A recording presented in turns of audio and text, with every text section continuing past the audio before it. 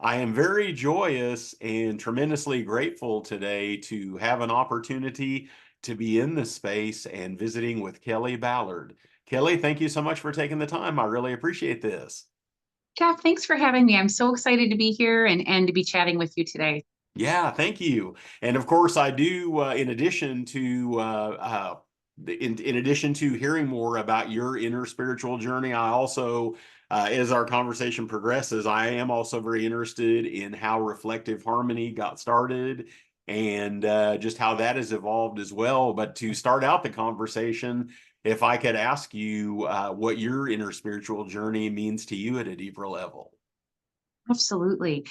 My journey in a lot of ways, it's evolved like I think so many people's have over the years. And just as we get a little older and a little wiser, where kind of life takes us in those different pieces. But I think that my journey for me, I grew up Roman Catholic. So I have a huge, very traditional faith background.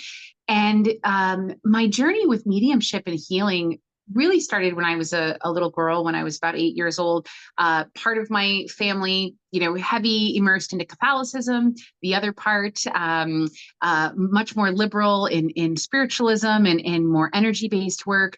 And a lot of my life kind of was this duality of wearing both hats simultaneously. And I was very involved in my Catholic church. So I have this fabulous like foundation of faith that I'm so grateful for. But as I really kind of ebbed more into my upper teenage years and went away to college, I think it was kind of a part of me that really stepped more into my divine journey and kind of feeling more of authentically like, I don't know that I gravitate to all of these rules and all of these belief systems. I'm really kind of gravitating more towards this creator of our own understanding and the golden rule and this understanding that we all have this beautiful capacity to heal ourselves, to help heal others, to carry that divine plugged in connection with spirit through us and to share that with other people. And it's taken so many in so many different directions over the years, especially going into adulthood. But it's my spiritual journey, I think, is about knowing that I have this beautiful creator source energy that I can rely on for just about anything and everything that I need. Loving this understanding that I can utilize the law of attraction and be really deliberate and authentic with my words, my language, that I can tap into source energy to give myself healing, to give that to other people, and really just to try to be the best Kelly that I was put here to be. So it's trying to live from that place every day. And it's something I try to instill into my kiddos, my teenagers. It's what I try to instill into my students, my clients, and, just figuring out how can you show up and really allow the most divine part of your soul to come forward. Yeah, I deeply honor that, and I'm so appreciative that you shared that. And also, just to get a sense of how this evolved to you actually beginning to work with clients, would love to hear anything you might share as far as what that was like for you. I don't know. I don't want to assume that there was an aha moment or a moment where you knew that was a direction that your life was taking. It's kind of a funny story, actually. I grew up where I live now in upstate New York, about 2 hours north of New York City. I grew up actually on the other side of the state, out towards Buffalo, in a very, very small farming community. And as I like to say, kind of more cows in our town than people. And, it was like kind of just a very simple kind of boring life. I had no clue as a young girl that my mom's side of the family had kind of any of these more spiritual, energetic kind of tendencies. And when I was 8, I happened to be getting into some mischief in my dad's home office. I was getting on a typewriter. So if that tells you how long ago that Yeah, was. I can Um, identify. Yes. Oh my goodness. I felt somebody watching me. And when I turned around, I thought that I was going to see one of my parents standing there, like ready to holler at me.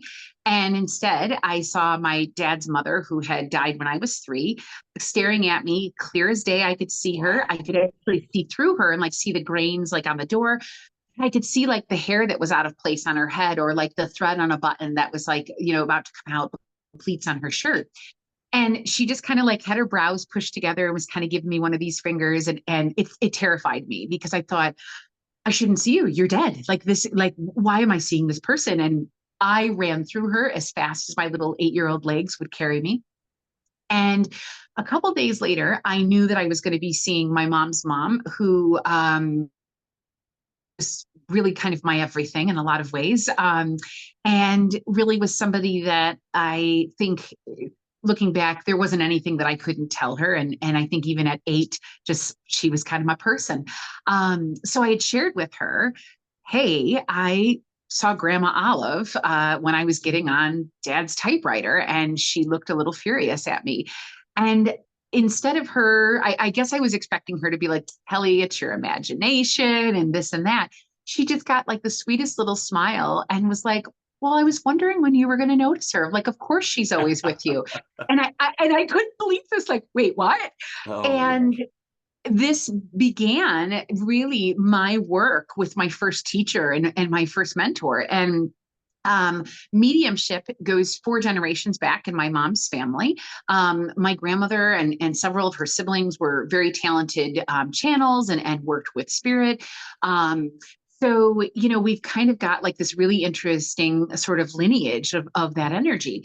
So I grew up sort of kind of as I was mentioning earlier, kind of with these two spiritualities, sort of living like this kind of duality of this life that, you know, my grandmother at the time was a very successful Avon lady as well.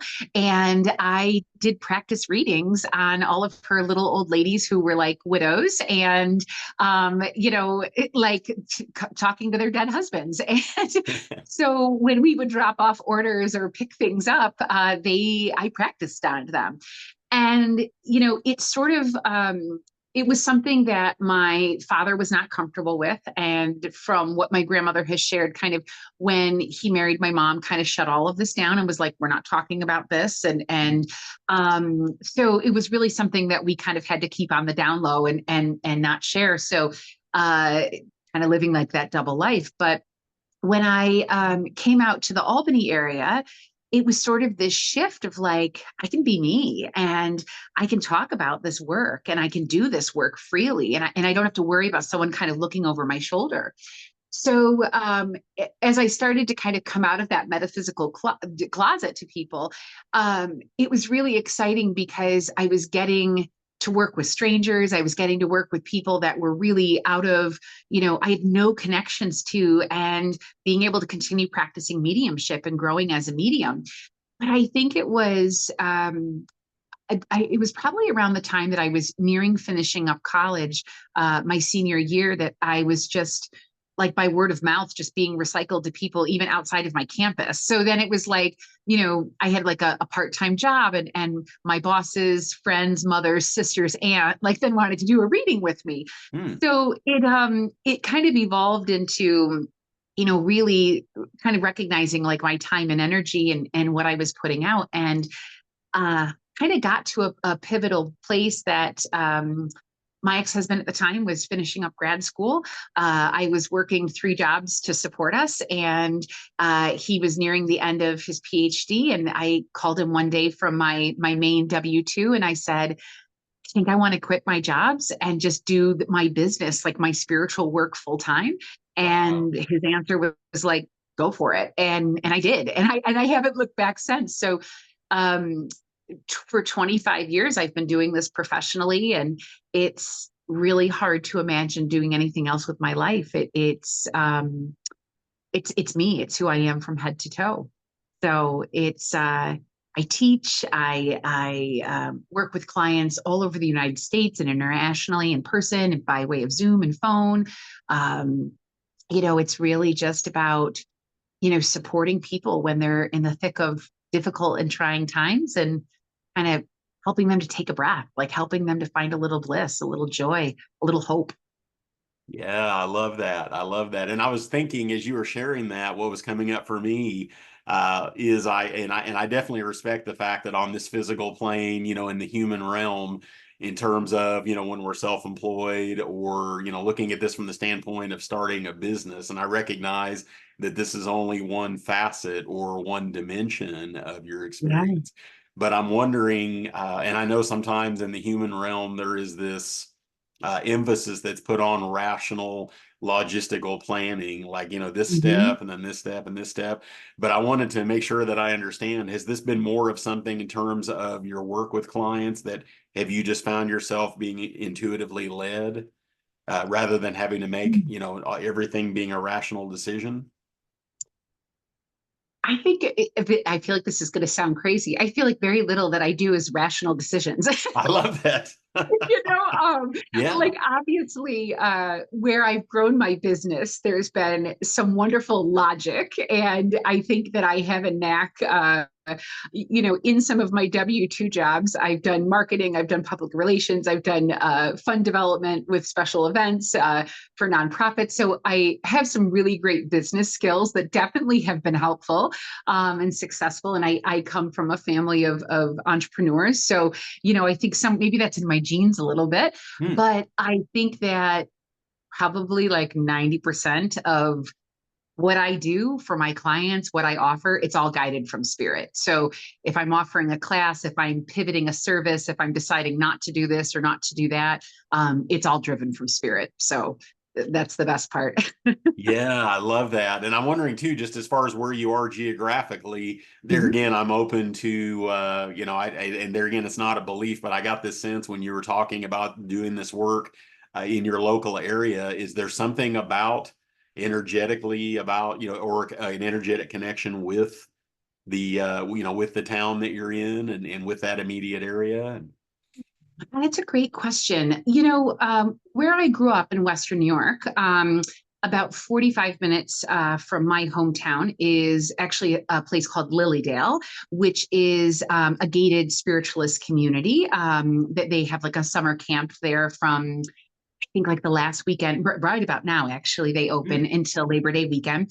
And it's changed a lot. It's evolved a lot. I don't know that it's necessarily the same that it was when I was much younger, but at one point it housed like some of the most talented mediums and spiritualists and healers like in the world, and people would flock there to work, to demonstrate mediumship, to serve spirit.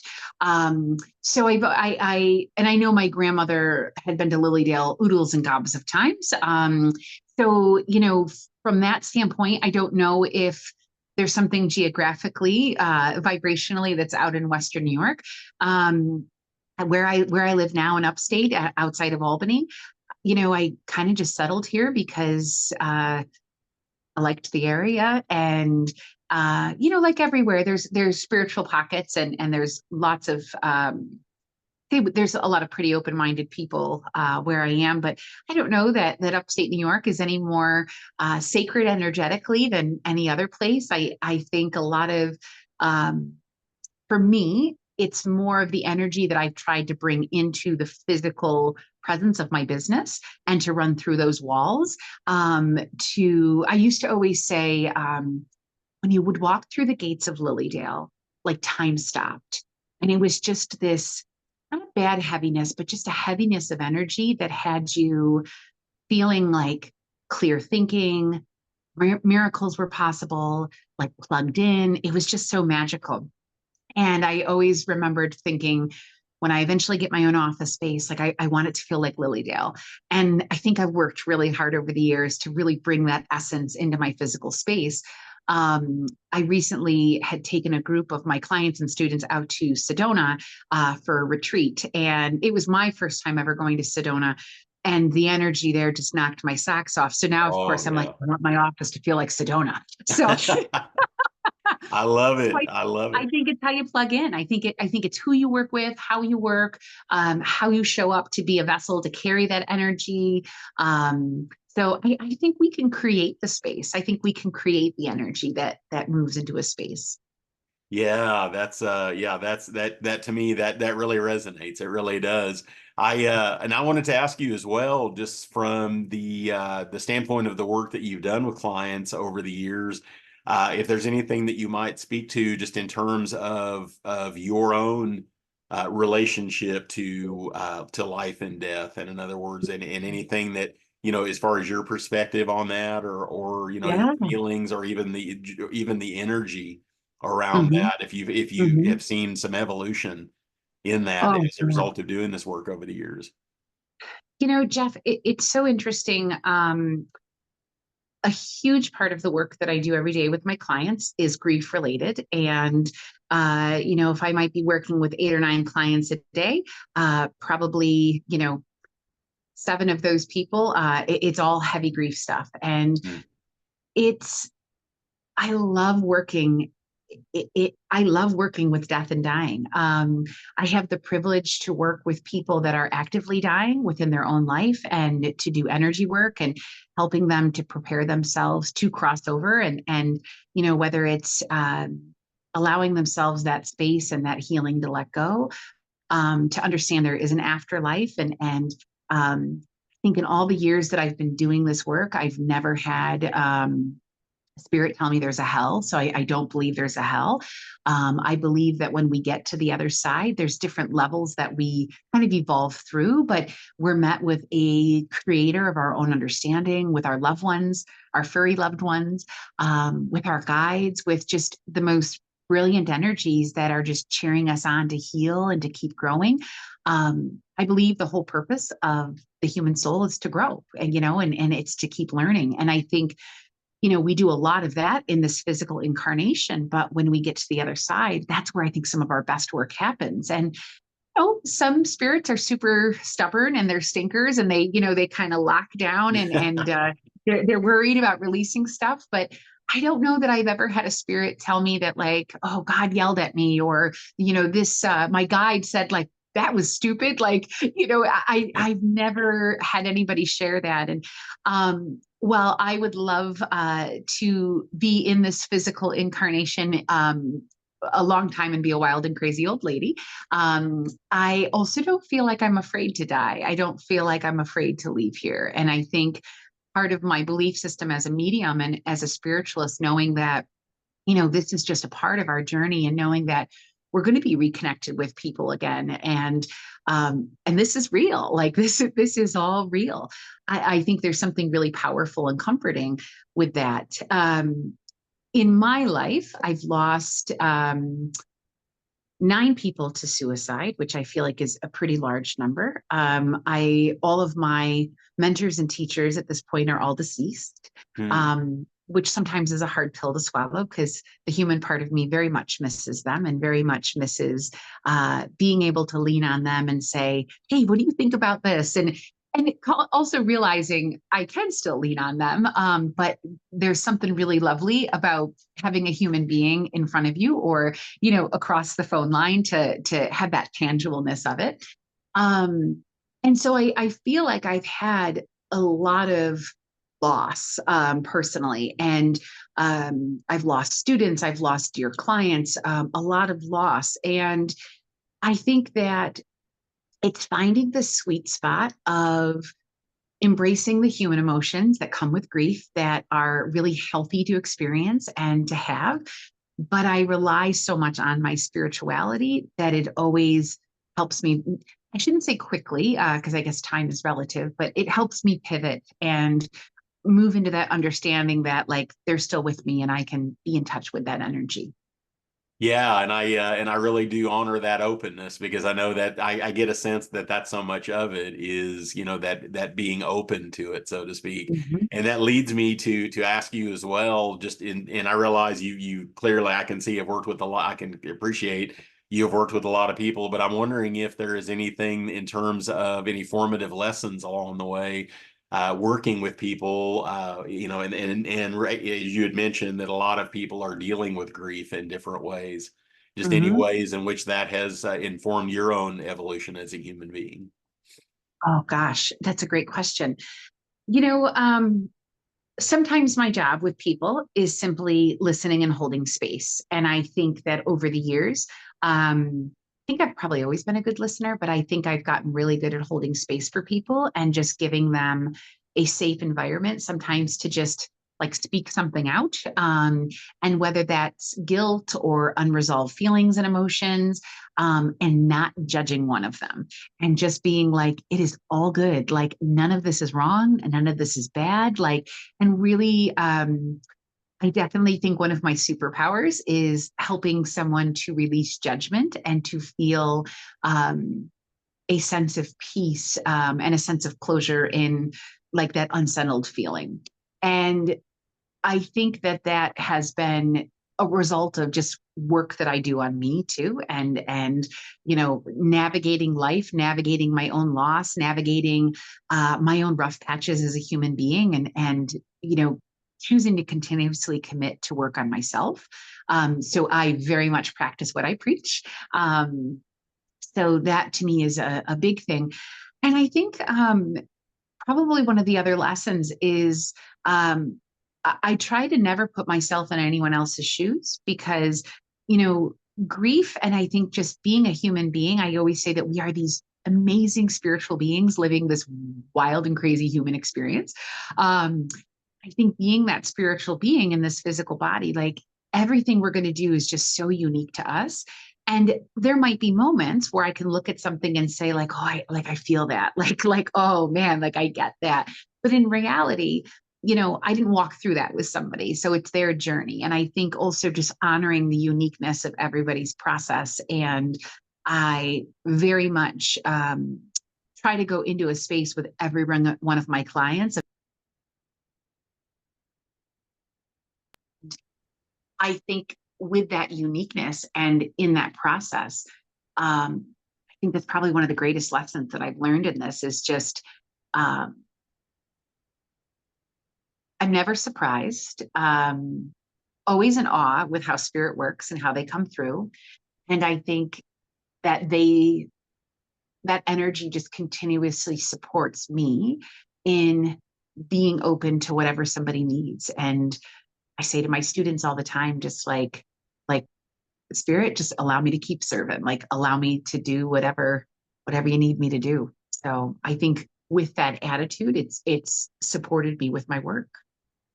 Yeah, and I'm also wondering too, just and I realize that they're not any specific situations, but I was just going to ask you in general, have you found over the years, do you encounter sometimes people who maybe they're not 100% open to this, even though they have sought you out, or that they find themselves sitting with you? I'm wondering, just getting a sense of what that is like as far as navigating that, as far as people's hearts being, maybe not completely open, but not completely closed either, to working with you this way. Absolutely. So I definitely will say, probably less than two handfuls, so not too shabby, of people over the years that really I've encountered that either have come with a lot of resistance, or just deliberately got the vibe of like, I can't read for this person. And it's definitely unsettling and uncomfortable. And I think that going back to some of just who my grandmother was, like character of just being honest, and whether saying to somebody, I'm not sure like that I'm just the best fit to be reading for you, or, I'm not sure that energetically, like I'm making a connection that is what you deserve. So I have no problem with being honest with that. I also feel like one of the big intentions that my grandmother has always encouraged me to have from a little girl is just allow me to help somebody that's for their highest and best good, and allow me to be of service for this soul's highest and best good. And I think, believe it or not, without sounding too simplistic, I do feel like that spirit's done a really good job of just leading the people to me that I've been able to help. There are definitely moments where I've, had to say, more of the internal moment of, I think this person may need mental health support versus a medium. And I have an amazing like Rolodex of colleagues that I can refer people to. So I definitely have had those moments. And I've also had those moments, again, under a couple handfuls, so not too shabby, that I can say, I just don't know that like I'm the right fit. And I'm okay with that because I think it allows me to kind of stay true and authentic to my work. And I have lots of people that come in that are doubting Thomases and really skeptical, and I kind of enjoy it because what I'll basically say is you should go see a medium and be skeptical. You should be a medium and go to a medium and be a little guarded because there are a lot of people that do that work that don't operate from an authentic place. There are a lot of people that do what are called leading readings, where they'll ask you a bunch of questions and regurgitate all the information. I'll say, all you need to do is just try to keep an open heart and an open mind and just let me do my work. And the more open that you can be here, you don't need to tell me a gosh darn thing. Just try to have an open heart and an open mind. I will do all the heavy lifting and we'll go from there. And it's served me well over the years. So I enjoy that. And if I can have that chance just to sit with somebody and just like, here's everything that I'm getting, that's my most favorite way to work with someone. And I think when you do then have somebody that comes in that is skeptical, that is a doubting Thomas, that's kind of like, I had a really bad experience, I don't want to tell you anything. It sets them at ease of kind of like, I haven't had to say a word and you're just getting stuff. And, that's kind of always my goal. Yeah, and also as far as after you sit with someone and give them a reading, have there ever been any situations in which you have seen people healing in certain ways, or have been able to, with some of the people that you've worked with, to see them as they move forward in life, and possibly, yeah, I didn't know if that's something that there's ever any ongoing contact, or to be able to Yeah. see what people are, how they're evolving. Jeff, I have clients that have literally been with me for 25 years. I have Wow. clients that were, single and now married, and now I'm reading for their like old teenagers. I have generations of families that I've worked with. I have a lot of clients that are on the other side, and it's also kind of funny that you'll have somebody that will come in and maybe years ago that deceased client told them about working with me. They lose the deceased client and they come in, and all of a sudden I'm like, oh my gosh, like I'm seeing you over here now versus like this. And so I have all these amazing full circle moments and I adore them. And it's just a really beautiful experience to kind of I had a woman earlier this week that I read for like 10 years ago, and when my kids were like little, and she came in, she's like, I know it's been like a decade. I'm like, it's all good. Listen, like I always say to people, when you need me, I'm here. Like, and she's like, tell me how old your kids are now. And when I was sharing that with her, she's like, Kelly, they were babies. I'm like, I know. So it's really great to see, where people go, where they navigate. I have some people that I work with like regularly, like I see them like once a quarter. I have some people that I see always twice a year, or I have some people that like this is my yearly Kelly visit, and I love it, and it's great. I think the hardest thing with my regular clients, because I'm not like a therapist in the sense that I will take notes or like hold a record or anything like that. Being more of an active channel, that information just comes through me and out of me, and I don't hold on to any of that. And if I did, I would probably be a really wacky lady. But so faces I'm always really good with remembering. Sometimes if somebody's gone through something really kind of tragic and significant, you might hold on to like a little nugget of that, just because it tugged my human heartstrings. But for the most part, I think also what allows me to be good at what I do is not to hold on to that energy. So sometimes I have to say to somebody like, can you just give me a quick little refresher on that? Because I didn't hold on to all those details. But and that's in my opinion, I think that's a really good thing to do. And that's healthy, and it's good energetic boundaries as well. Yeah, absolutely. And then as far as, I've heard it said before, and I'm there again, I'm wondering, and I'm open to being completely wrong. Do you find that this is in some way a connection with people to ancestors? The reason I'm Oh, asking this is because I've heard it said by several people over the years that, in dominant North American culture that somehow, and there again, it's, this is not necessarily, this is just an opinion that I've heard, that we have lost, in some cases, that connection with our mm, ancestors. I'm not saying that that's everybody, but just in terms of our culture and our everyday life. And so I'm wondering if this work that you do ultimately if this is something that gives people that connection. And I realize some people may have, it may not be their ancestors, it may be Mhm. other people in their lives, but I'm wondering if this is a way of being able to, for people to honor the memory of these people that came before them.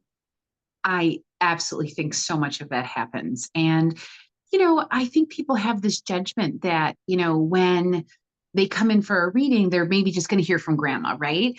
But in reality, like sometimes you might have like great grandma or great great grandma coming through. Um, I think it's if there's a part of you that is able just to stay like kind of open of who do I need to hear from, right?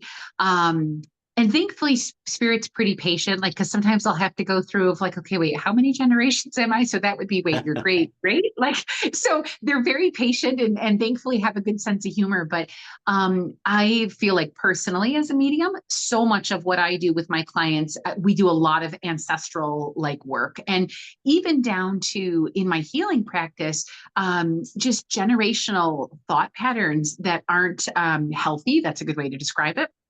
That might get stuck in our field, and it's figuring out how can we break those so that their generation and the generation below them isn't carrying that that thought pattern or that belief system through. So, and then I think there's a little bit of like freeing that ancestor from some of that trauma too. So I feel like I do a tremendous amount of ancestor work, and it's been just really fascinating to also listen to the deceased person talk about their ancestors that greeted them on the other side. And that for me, I think is always one of the most, it's probably one of my favorite things that I can share with a living person is people always want to know, like, well, who was there to greet them over? And Mm, sometimes I'll even have someone's animal that belonged to like their great grandma, right? Like, oh, I always remember my great grandmother having this cat. And, wow. all of a sudden you see this cat. And so there are things like that that they just never get old and they always make me smile. And I love it. It's kind of like you're getting to help people connect pieces and parts to a family tree. Yeah, this is so beautiful because I get a sense, and I know it's very easy today, especially in the Western world. I think I've heard the phrase before. It can be very easy to be a philosophical materialist. In other words, when we're gone, we're gone, and that's all Mhm. there is. But Yeah. it, to me, it's so beautiful to get this sense that and I've always had this sense to a certain degree that there's so much more to this life than just what's in front of us right now, so to speak. And I don't even know for Absolutely. me if it's even a belief. It's just this sense that Mhm. yeah, that there's so much more to this than just what's right in front of us. Absolutely. Could not agree more. And, I think to myself, if what I get to share with people is just a small little snapshot of that, even, um, sometimes I think, Jeff, that there are words, there are feelings, there are stories that a spirit will attempt to share with me that I'm not even certain that I have the adequate human words to entirely translate. And I Hmm. do the best that I can. And I just think there's so much more beauty and healing and energy that is out there that we've only got a fingertip in, so it's pretty amazing. Yeah, I've often wondered about that. That really, that at the end of the day, even though we human beings are capable of so much, that there are some things that are just beyond our ability for these, especially the human brain to process. And Definitely. that some of that can be processed in the heart, but maybe not all of that even in a human heart, so to speak. Yeah. Definitely. Absolutely. Yeah, I was going to ask you too. I apologize that I cannot remember the name of the channel. She had a being, and I think his name was Emmanuel. And Hmm. and I'm trying to remember. And she was nationally known. And I'm sorry I can't think of this person's name. But Would it what be stuck with? Abraham? I'm sorry. Abraham by any chance? Oh, I think this is similar, but I think it's I Oh, okay. yeah, I can't. I'm trying to remember the name of the channel that worked with him. His name was Emmanuel, and I remember that one of the things that he had conveyed through her, he would say that dying is completely safe. And I don't think I've Mhm. ever had an opportunity to even discuss that. I'm not even sure how I remembered that, but somehow having this conversation with you, and I don't know if anything about that resonates with you or not. But I've always found that that stuck with me. It's, I love that first and foremost. And it's absolutely something that I resonate with. Um, It's interesting because, I think I would be silly to say, well, I am not afraid of dying. I'm not ready to die. That I can Yeah. say. Yeah. But I think that when I start thinking about the idea of end of life, and I think about the idea of um, being scared, safety, all of those pieces, I feel like I've worked with enough people that are in that process of dying, people that I've sat with who did die in their presence. I think about, the spirits that I've talked to, that whether they're newbies on the other side or they've been gone for eons, they're really, everybody's death story is completely unique. And some people will talk about how clumsy, or like, I thought I was dreaming and I couldn't wake up, or like, I wasn't ready to go, but this was why. And so there's always a uniqueness to it, but I don't know that there's anything that anyone has ever said that has made me be like, oh, the trepidation with all of this. And I think that there's a natural end that all of us are going to have with our physical bodies, there's a handful of people that I wish were invincible. Sure. I'd love to have them in physical form with me still, but Yeah. in reality, like, there's a natural end that has to happen with this body. And I also know that my soul, what makes up me as Kelly, and my personality and my humor and all of those pieces, that, is just kind of housed in here right now. And as soon as Yeah. that can, leave this, it's just going to keep on going and having fun and living and having experiences. And I think that for me is how I know that, dying is safe, that death is safe, that it's natural, that it's okay. We think about our automobiles, like, runs out of gas, you can get out of the car and keep on walking. And I think your soul is very similar to that, that your body at some point will run out of gas, and that's okay. That's natural. But your soul is going to leave that vessel, and it's going to keep on going and adventuring and loving up the other living people, the deceased people. Like, there's so much that's waiting for us. Yeah, I love that. And of course, and I recognize I don't want to overlook either, just to to be transparent in my own existence. I have found that there has been and still continues to be some trepidation. I don't want to overlook the pain or the suffering Yep. or what people are dealing with as they go through the process of Mhm. going basically their life ending. But I Oh, also yeah. get a sense, but I've often wondered too, and I don't know that I've ever asked anyone about this before. I've wondered sometimes, and obviously when I think about my, any fear of death that I have, yes, clearly some of that has to do with that physical pain or that struggle or whatever that is. But I'm also wondering if sometimes what can be so scary about this too is like you were just talking about, once, what is within the body, drops the body, so to speak, and then Yeah. is freed to return back to the source, so to speak, or Mhm. to be with it in more of a pure sense. I wonder if it's the eternity, this the it's the if the some of the fear around this is, not being me anymore. There can't be any more attachment to the ego or the personality, Right. and it just Right. I sense that it becomes very impersonal at that Yeah. point. I could Yeah. be wrong, but yeah. I think that is a fear, that eternity vibration with people. And, one of the conversations I've had over the years with my own guides and some of my colleagues that are now deceased, and that I have tremendous respect for, is, can you really explain to me the bigger concept of time on the other side? Because Mm. really easy for metaphysical people to be like, well, there's no concept of time on the other side. So what's 10 years over here is like a blink of an eye over there. And I do believe that to a certain degree, because when spirits do talk about time frames, and they talk about how things roll out and their process, it's so fast. You know what I mean? Yeah. And so there's a little part of me, I think, because this is what I do for a living, that I'm like, okay, like, this is good. So eternity really isn't like eternity. I think as humans, we are the ones that define eternity as this, like, eternity. Like, you know what I mean? That, like, Oh, yeah. I think eternity exists, but I think we've let our egos sort of put these kind of connotations on it, that maybe it's eternity could be a bad thing in some ways. You know what I mean? So Yeah. I Yeah. think that, um, when I'll listen to kind of one of my guides or a mentor sort of talk about time and how things unravel, to me that takes a lot of weight off of all of it. It feels less intense, and I try my best to translate that and convey that with my clients.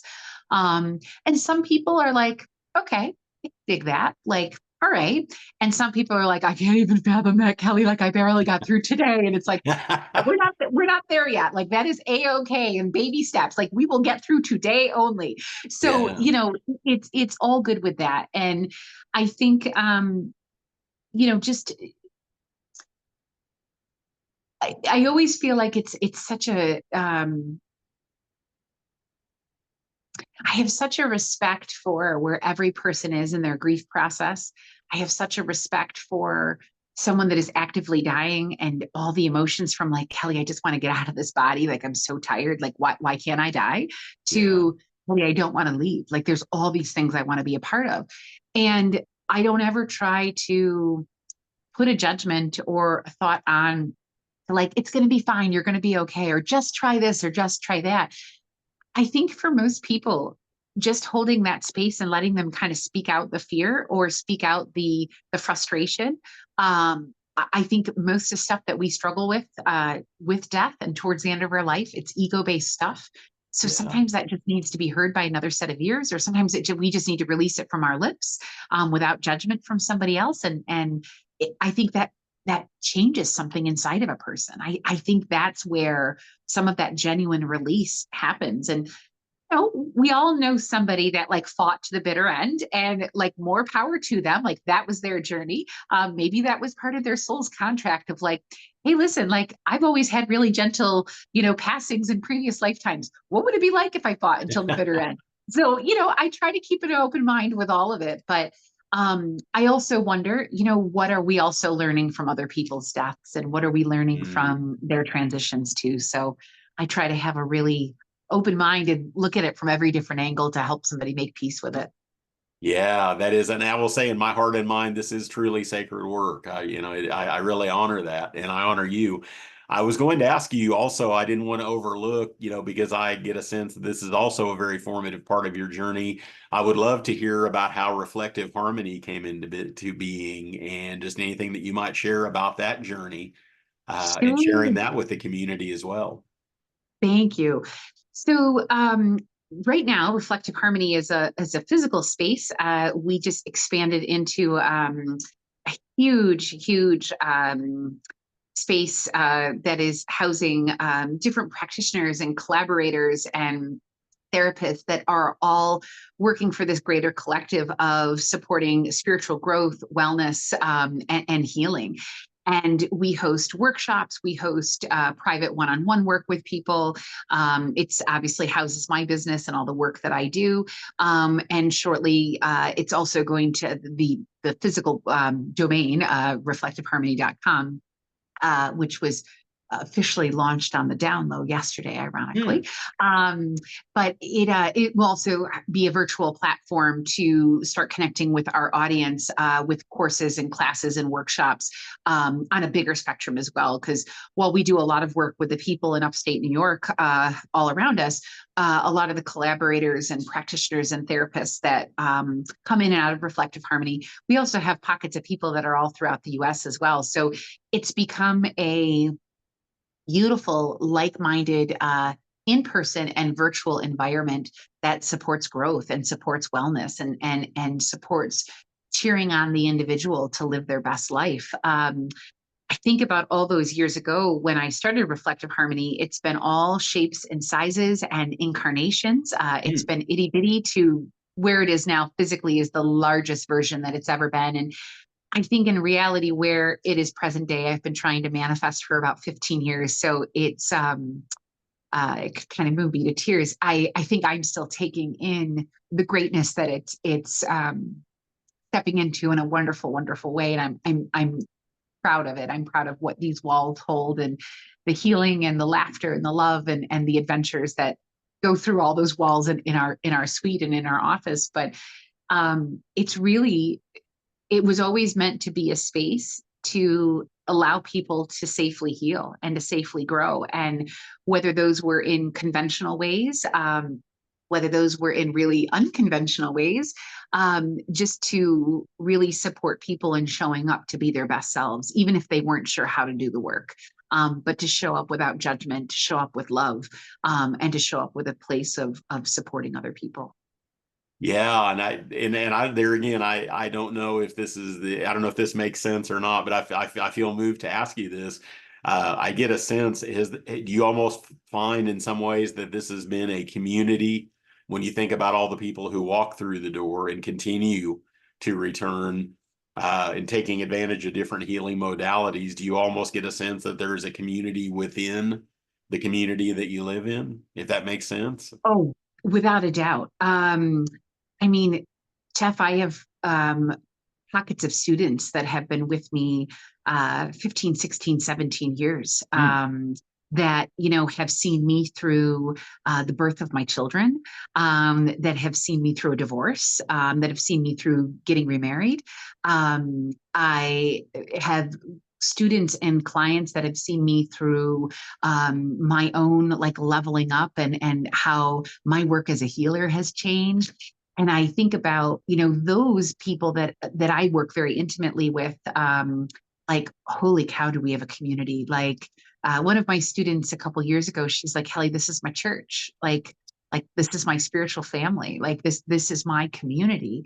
And that hit me. Like that really hit me hard. Of I love teaching. I love working with groups. I love working with people one on one. But to create a group of people that are from so many different walks of life and having them show up, every other week with each other and spending, 2.5, 3 hours to digging into so many different facets of their spirituality and their growth. Like, I think the biggest compliment that somebody could ever give me is calling what we've created like their space, their church, their community. It's a pretty amazing thing. Yeah, and I really do. And I just have to tell you, I have tremendous respect and reverence for your efforts and what you have done to and have been open to. I get a sense that some of this is also about being open to being led to take the next step, whatever that may need to be for this to continue to grow. I definitely realize too, there are some people who work as solo practitioners, and